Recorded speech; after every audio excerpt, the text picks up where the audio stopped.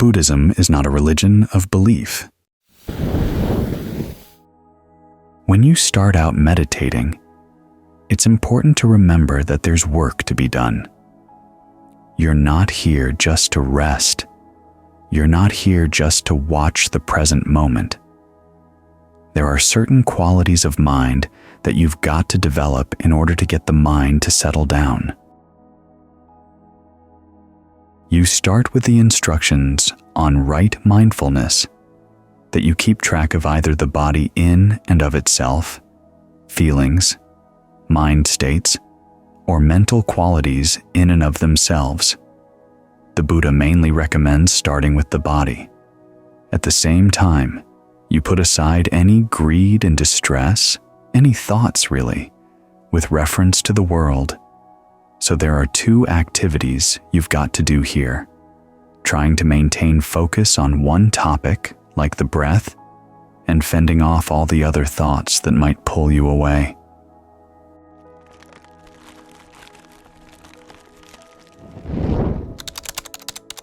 You can start out with a strong intention, but the intention needs some help.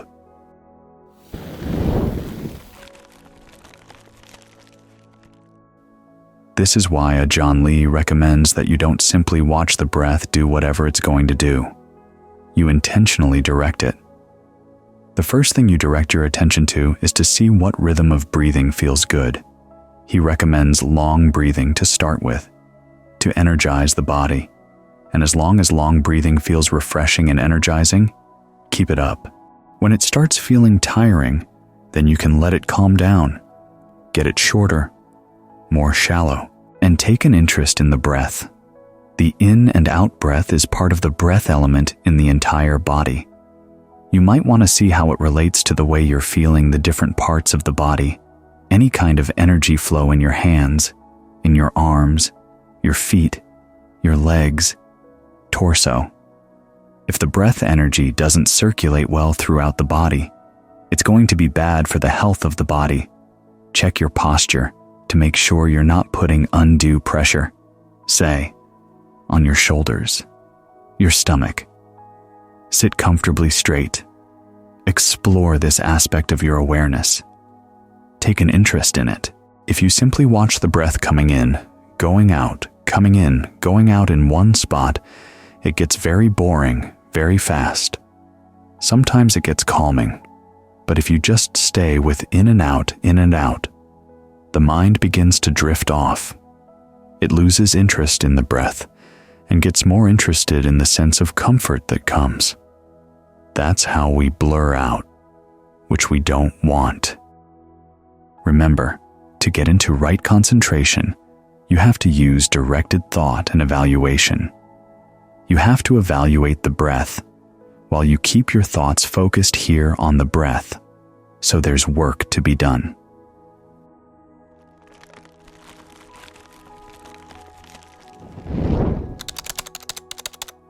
The Buddha recommends 3 qualities that you bring to the breath.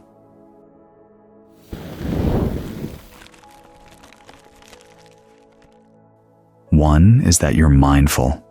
You keep remembering to stay with the breath each time it comes in, each time it goes out. Each time a thought presents itself, you remind yourself, that's not what I'm here for. Then let it go. The letting go is part of what the Buddha calls ardency. That's the second quality. It builds on another quality, of course, which is alertness, just watching what's going on, and in particular, watching what you're doing right here, right now. Your suffering in the present moment may not seem like much, but there's subtle stress because of what you're doing. You're not suffering because of the sound of the crickets, the temperature of the air. Whatever suffering is going on in the mind is coming from the mind itself, from its actions. So you want to watch what you're doing. At the moment, the suffering is very subtle. In fact, it's so subtle that it doesn't feel like suffering at all. There may be pains here and there in the body. But again, the problem is not so much the physical pain in and of itself. It's how the mind talks to itself about the pain, how it creates perceptions around the pain. So you want to be alert to what you're doing and the results you're getting from what you're doing. Then you continue using ardency. If you notice that you're doing something wrong, you can ask yourself, what exactly are you doing wrong? Mindfulness comes in and tries to remind you, what have you done in the past that's helped?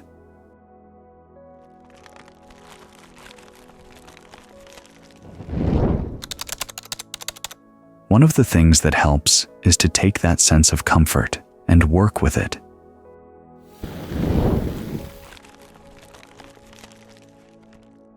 You don't just sit in it. You try to maintain it, and then you try to let it spread throughout the body. In the beginning, it's going to require some working through the patterns of tension in different parts of the body, because these are the things that keep the breath energy from flowing well. They can force you to have a restrictive sense of what's actually going on in the breathing. You can explore the body section by section, starting down around the navel and gradually working up the front of the body, into the head, then down the back, down the shoulders, out the arms, down the back, out the legs. You can continue this survey again and again until you're ready to settle down, because now you've become familiar with the breathing in the different parts of the body. You've gained a sense of what can be connected and what's not yet connected. Then you want to think about putting it all together so that the whole body's breathing in, the whole body's breathing out. You're working up to a solid full body awareness, and then you do what you can to maintain that. The breath fills the body. Your awareness fills the body. Again, this requires mindfulness, ardency, and alertness. There's work to be done, but it's good work. You're working with a sense of well-being. It's like having a job that pays well. When some people get a job and get their first paycheck, they quit the job and go out and spend their money. When they run out of money, they have to come back. If the employer's kind, he might give them another job. But if they keep this up, they're never going to advance.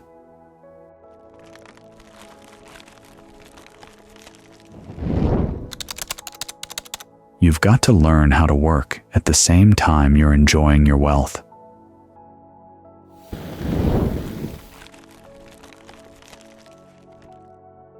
You're working with that sense of comfort. You're seeing what you can do with it. The important thing here is that you have a strong sense of interest, exploring this element of the body, the energy flow, because it can do so much for the body. It can calm you when you need to be calmed, energize you when you need to be energized. Of all the elements in the body, it's the one that's most responsive to the mind, and the one that you can have the most direct control over. Sometimes you're told that you're not supposed to control the breath, but I never saw the Buddha say that.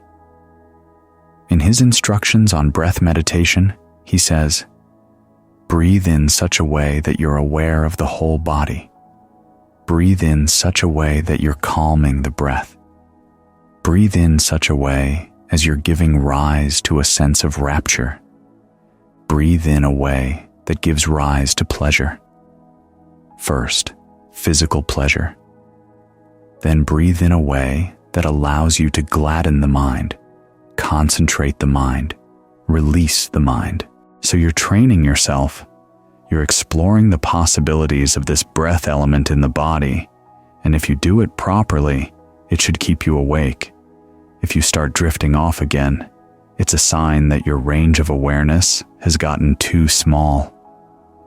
The breath starts getting more and more refined until you've lost it. You simply focus on the comfort, ignore the breath, and you blur out. That's a lack of mindfulness, a lack of alertness, a lack of ardency.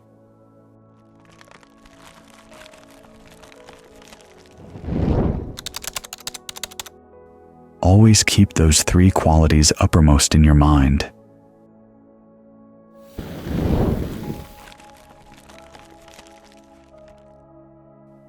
These are the things you're working on right now. Your focus is on the breath, but you're also trying to bring good qualities of the mind to the way you focus, and also to what you do with what you find. Because one of the things we have to learn in the present moment is that things are not just a given. We're not here simply to see things arise and pass away on their own.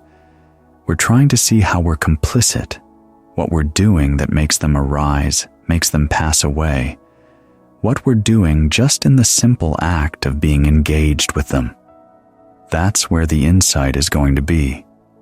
You're going to find that your engagement in the present moment goes a lot deeper and plays a much bigger role than you would have thought. It's all too easy to read the Buddha's teachings, see what he has to say about inconstancy, stress, and not self, and say, well, yes, I agree. But why do you agree? Do you have good basis to agree? You may have had an experience here and there, a little bit, but he's not asking you to agree with these things. He's asking you to take these perceptions and use them to develop a sense of dispassion, and to see what happens when there really is genuine dispassion. A lot of us are like that book I saw one time, a kind of Zen cliff notes that listed all the major koans in Zen and then gave the answers, as if that were helpful at all. What do you learn when the answers are handed to you? It's better to approach the Buddha's teachings as a series of questions, and you're going to find the answers yourself. The Tayajans recommend that instead of just forcing the Buddha's insights onto your mind, you take the attitude, well, where is he wrong? To what extent are his insights true? And to what extent are they not true? Sometimes it sounds as if with everything is inconstant, stressful, and not self, so you should have no control over anything in the present moment. Just be on the receiving end and not hope for things to go in any particular direction. But again, the Buddha never said that.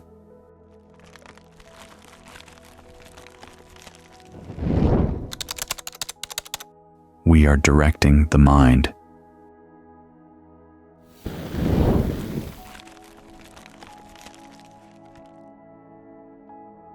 We are creating skills, developing skills, and we are shaping things, so you want to see how you're shaping them. Ajahn Lee talks about seeing where you do have some control over things, where you can fight against the perception of inconstancy by creating a sense of constant well-being and a constant focus. How you can fight against the perception of dukkha, stress, pain, by creating a sense of well-being and allowing it to spread throughout the body. And you're fighting against the perception of not self. You ask yourself, well, what can I control?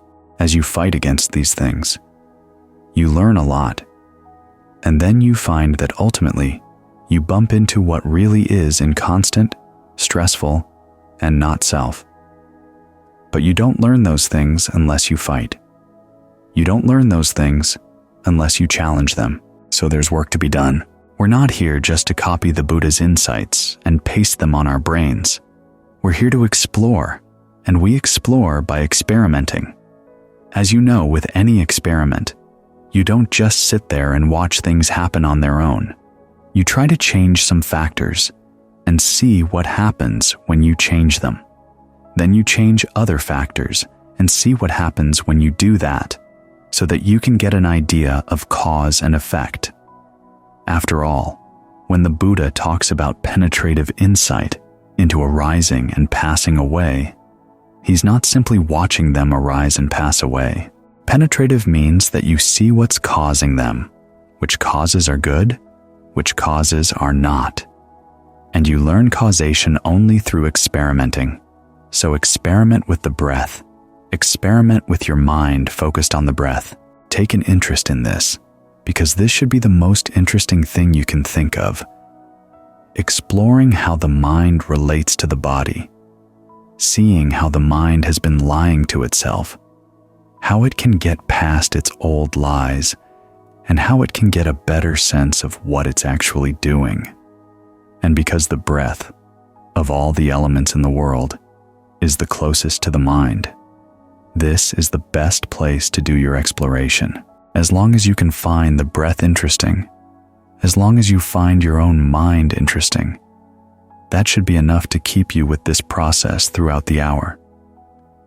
Then, as you leave the hour and go back to your room, go back to your tent, keep watch on the breath, keep watch on your mind. See what you can learn as you explore. Concentration work.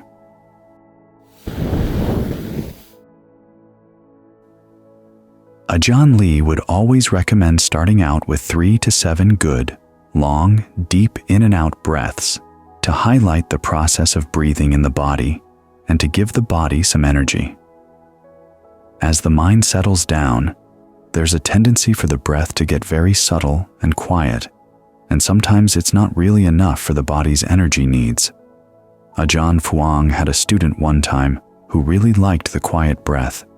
She would always go there in her meditation. I remember him criticizing her one night for that. He said, "You really have to read the body to see what it needs right now. If you go just for the quiet breath all the time, it saps your strength." An essential skill in meditation is learning how to read what your body needs. Give it more energy when it needs more, even though that may not seem as quiet and refined as you'd like.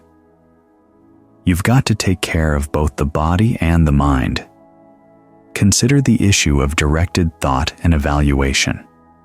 Ajahn Lee recommended that you go through the body in quite a lot of detail to settle things down and to clear things up, to create a good place where you can feel at home.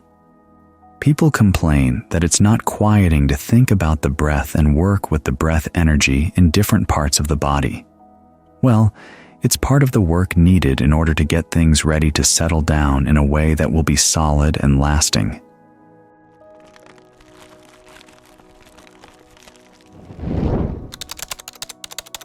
Be willing to do the work that's needed for a good, solid concentration.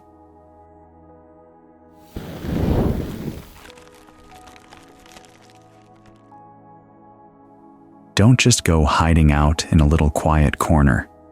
Allowing your awareness to spread and fill the whole body is what gives you the proper foundation for your meditation.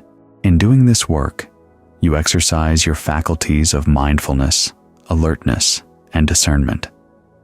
There's a tendency in some circles to encourage students talented in concentration to direct their energies in the direction of concentration. If they're more talented in the area of analyzing the mind, they're encouraged in the direction of discernment.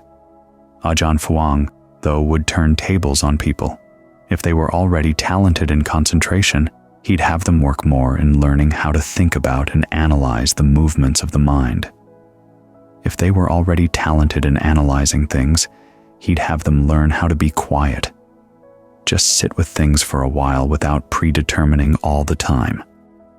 This way, you learn how to detect when things are out of balance and to bring them back into balance when needed. There's work to be done. Ajahn Lee called it your concentration work, the directed thought and the evaluation. When you start out with these things, they can be rather coarse, but by exercising them, you learn how to bring them to refinement. Sometimes you find that refined breath is too weak. You're drifting off. You've got to strengthen things again to get in touch with the body and to gain a sense of how to listen to it and respond to its needs. This is especially difficult for people who have body issues, who basically want to run away and block out their awareness of the body. Learn how to trust the different sensations in the body and trust your ability to handle them. In the beginning, you may want to start with just one little familiar spot in the body or a spot that seems okay, and be willing to hang out there for a while. It may not seem impressive It may not seem all that quiet yet, but you're working on potentials here. You're also working on patience, learning how to allow potentials to develop in a positive direction.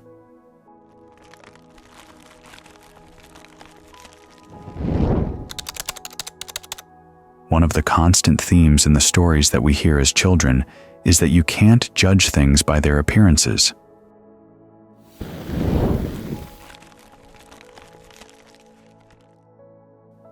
You certainly can't judge things now as to what they're going to be in the future. The ugly duckling that turns into a swan, the troll who has gold, the little mouse that's able to help the lion. You have to learn to look for potentials. The Buddha said to work with the potentials in the body and in the breath energy. Even though part of the mind may want to slip off into a nice little cocoon, where it doesn't have to think about anything and doesn't have to deal with anything at all, that goes nowhere. You've got work to do. You've got to come back to the breath. Even though it may not seem comfortable or blissful to begin with, you're going to explore a potential. Give it some space. Don't push the breath too much. Don't force it too much. Just allow it to go into areas where it may not have gone before. Again, you're not trying to push or force things. The operative word is allow, allow, allow. Allow the breath to go down the back. Allow it to go through the different organs in the torso, to go out your arms and out your legs. As you go through the body with the word allow, you begin to notice that some parts of the body are resistant. In some cases, the resistance is pretty short-lived. All you have to do is think, allow, and things begin to loosen up. Other times they won't loosen up so quickly. Just make a note to return to that area, and then continue to work through the parts that can connect into a feeling of free-flowing, mutually supportive energy among the different body parts, rather than working at cross purposes. Think of all the different organs in the body connecting up and strengthening one another. The energy in your left arm helps your right arm and vice versa. Your right leg helps your left leg and vice versa. As for the parts that don't want to join in yet, just leave them alone for the time being. It's like creating a union of different countries. Some countries are really recalcitrant. They'll wait to see how the union is going before they're willing to join. Look at the long term in order to develop things for the best results in the future, rather than for shutting things off for the quick fix in the cocoon. This type of outlook will lead to a greater sense of well-being, a greater sense of bliss. In the course of the Buddha's quest for awakening, he did attain formless levels of concentration that can be attained without dealing with the body at all.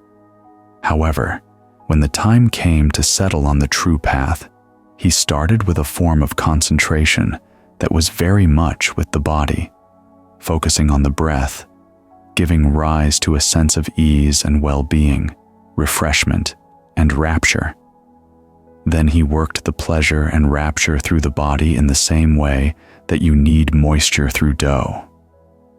It's when your awareness is centered in the body like this that you open up areas that might be closed, to feel more at ease with areas that you've been running away from.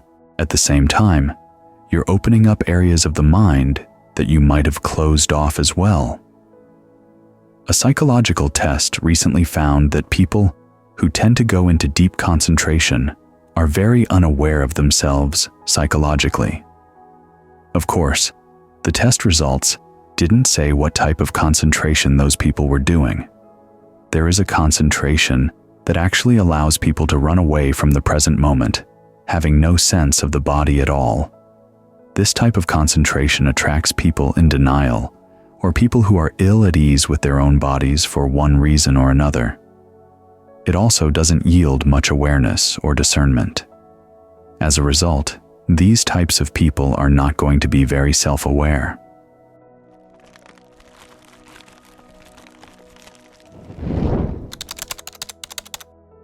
Wrong concentration makes you unaware of yourself.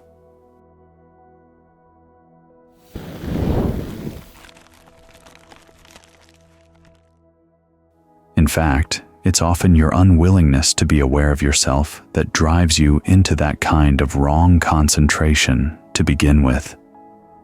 Right concentration requires that you be aware of the whole body and learn to feel at home in the body.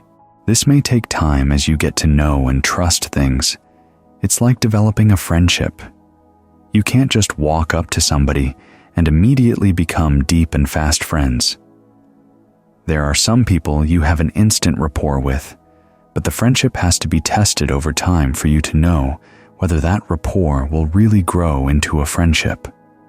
There are some people for whom it's difficult in the beginning, but you find over time that they are people you can trust. That's a friendship worth cultivating, in spite of whatever difficulties may be involved. So in the long run, the work involved in learning how to develop a friendship with concentration is good, pleasurable work used for a higher end. We may want to come here just to tune out and relax for a bit, but for meditation to be genuinely relaxing with a sense of clarity, well-being, and strength requires work. It's like visiting the gym. If you want to come away feeling strong, you have to be willing to exercise. Here, the work or exercise is directed thought and evaluation around the breath. Establish a beachhead in the body, an area of the body where you feel at ease and confident. Then learn how to expand from there, listening to the needs of the body. Does it need deep breathing? Does it need shallow breathing? We may have the idea that shallower or gentle breathing is better or more advanced than heavier breathing, but that's not always the case. Listen to the needs of the body. It's in the listening that your mindfulness, alertness, and discernment develop. And, acting together, bring the mind to a really solid concentration that can act as a basis for further wisdom, discernment, and insight to arise. You have to be willing to put in the effort, confident that the effort will pay off. What you give to the meditation is what makes all the difference.